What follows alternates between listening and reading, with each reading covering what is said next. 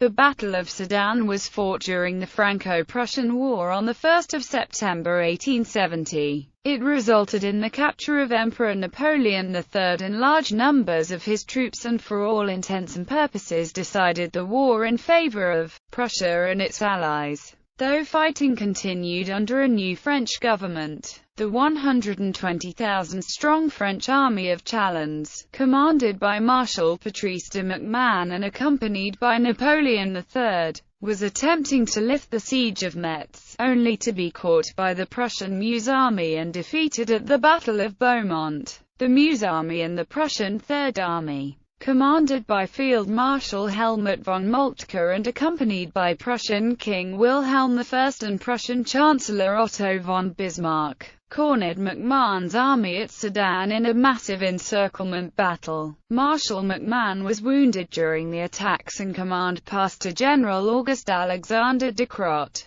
until it was taken over by General Emmanuel Félix de Wimpfen. Background: after its defeat at Gravelotte, Marshal Bazaine army of the Rhine retreated to Metz, where it was besieged by over 150,000 Prussian troops of the First and Second Armies. Emperor Napoleon III, along with Marshal MacMahon, formed the new French army of Chalons to march on to Metz to rescue Bazaine, with Napoleon III personally leading the army, and with Marshal MacMahon in attendance. They led the army of Chalons in a left-flanking march northeast towards the Belgian border in an attempt to avoid the Prussians before striking south, to link up with Bazaine. The Prussians had repeatedly outmaneuvered the French in the string of victories through August 1870, and the march both depleted the French forces and left both flanks exposed. The Prussians, under the command of von Moltke, took advantage of this maneuver to catch the French in a pincer grip, leaving the Prussian First and Second Armies besieging Metz. Moltke took the Prussian Third Army and the Army of the Meuse northward, where they caught up with the French at Beaumont-en-Argonne on 30 August. After a hard-fought battle with the French losing 5,000 men and 40 cannons in a sharp fight, the French withdrew towards Sedan. Their intention was to rest the army, which had been involved in a long series of marches, resupply them with ammunition and then retreat, rather than giving battle in the town. Having reformed in Sedan, the army of Chalons deployed the First Corps to check the Prussian advance, but was immediately isolated by the converging Prussian armies. They could not retreat owing to the exhaustion of their troops, and they were short on ammunition. The French rear was protected by the fortress of Sedan, and offered a defensive position at Calverdili, which had both hills and woods to provide cover for any defense. Moltke divided his forces into three groups: one to detain the French where they were, another to race forward and catch them if they retreated, and a third to hold the river bank. The French were unable to move and had to fight where they stood.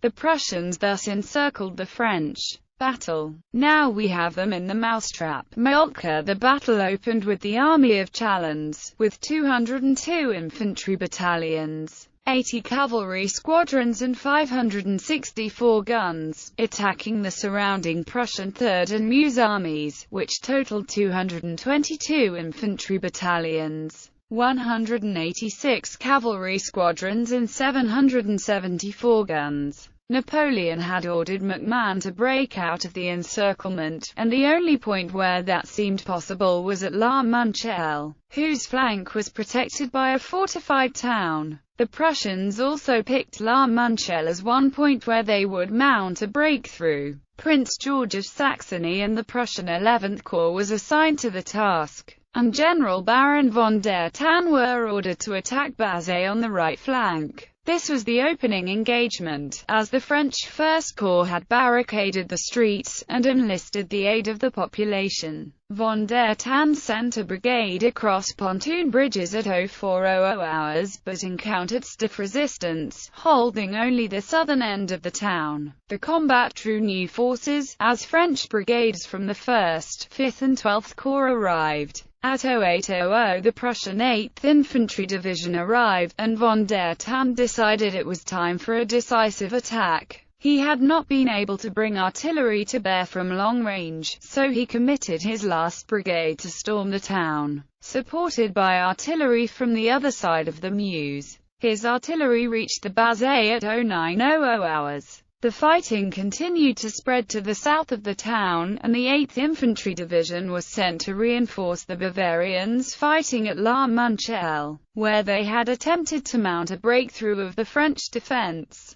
Fighting began in earnest at 0600, and the wounded McMahon had appointed General Auguste Ducrot to command, who received the news at 0700. Ducrot ordered the retreat that Moltke had expected, but was overruled almost immediately by General de Wimpfen, who had been given a commission by the government to succeed McMahon were he to become disabled. Wimpfen then threw his forces against the Saxons at La Manchelle. This led to a brief rally for the French, who drove back the artillery around La Manchelle and pressed the Bavarians and the Saxons. However, with the taking of Bazay, and the arrival of fresh waves of Prussian troops, the counter-attack began to collapse. But by 1100 hours, Prussian artillery took a toll on the French while more Prussian troops arrived on the battlefield. After an intense bombardment and Prussian attacks from the northwest and east, and Bavarian attacks from the southwest, the army of Chalons was driven into the Bois de la Garenne and surrounded. The French cavalry, commanded by General Jean-Auguste Marguerite, launched 3 desperate attacks on the nearby village of Floing where the Prussian 11th Corps was concentrated. Marguerite was mortally wounded leading the very first charge, and the 2 additional charges led to nothing but heavy losses. Conclusion and aftermath. We are in the chamber pot and about to be shat upon. Auguste Ducrot by the end of the day, with no hope of breaking out. Napoleon III called off the attacks. The French lost over 17,000 men killed and wounded with 21,000 captured. The Prussians reported their losses at 2,320 killed, 5,980 wounded and 700 captured or missing. By the next day, on the 2nd of September, Napoleon III ordered the white flag to be run up and surrendered himself and the entire army of Chalons to Moltke and the Prussian king. The capture of the French emperor left the Prussians without an opposing government willing to make a quick peace. Indeed, 2 days after news hit Paris of Emperor Napoleon's III capture, the French Second Empire collapsed in a bloodless revolution, leading to the creation of a new provisional government which would carry on the war for 5 more months, sparing no effort to try to change France's fortunes. However, the defeat at Sedan and the capture of Napoleon III and France's second-line army, and with the first-line French army being shut up in Metz, sealed the doom of France and thus decided the outcome of the war in Prussia's favor. With the Second Empire overthrown, Napoleon III was permitted to leave Prussian custody for exile in England, while, within a fortnight, the Prussian Meuse Army and Third Army went on to besiege Paris. The debacle at Sedan was to haunt Napoleon III for the rest of his life.